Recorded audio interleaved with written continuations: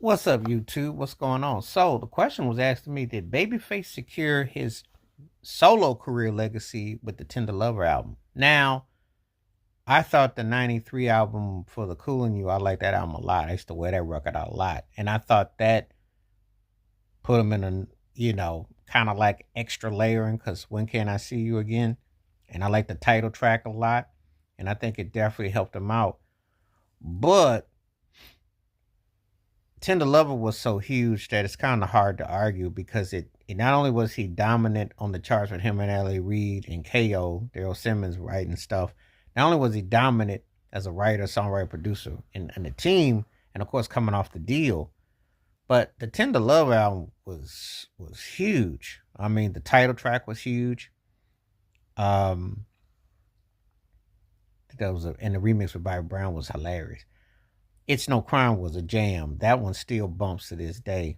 That that set the mood with the groove. That was his last album where I'd say he grooved on point, and that still was bumping. I like how that album started off. That one was something that you couldn't put that down.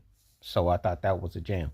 But obviously, as soon as I get home from work, which was like an anthem, which was like that was at Around the Way album cut, which made the album legendary. And folk don't know what he said: pay your rent, buy your clothes. As soon as I get from work, I mean, just that kind of song was like a template for that, really. But the centerpiece song was Whip Appeal, and co-written with Pebbles.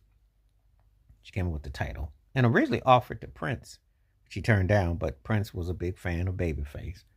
Most people back in the day who are R&B lovers and what have you, you couldn't avoid Babyface. He was dominant. He had a run. Even Stevie Wonder alluded to it. He had one of the greatest runs in modern music history for charts and his solo career. When you mix it all together, and Whip Appeal was one of those juggernaut songs. It really was. Whip Appeal was right there with The Secret Garden, and it was right there with Bump and Grind. When you hear certain songs from that era, for that window, you know where you were, what was up. And them songs stood the test of time, and it was one of them songs because I wore Whip Appeal out. That was my song. I used to woo. I was into it a whole lot. But anyway, the question was Tender Lover the album that secured his legacy as far as, solo career and all that? I'd say yeah. I did like For the Coolin' You. I like a lot of songs on that album. But Tender Lover was that one. I think it was 15 plus years ago. I want to know, was it 15? What was it? Was it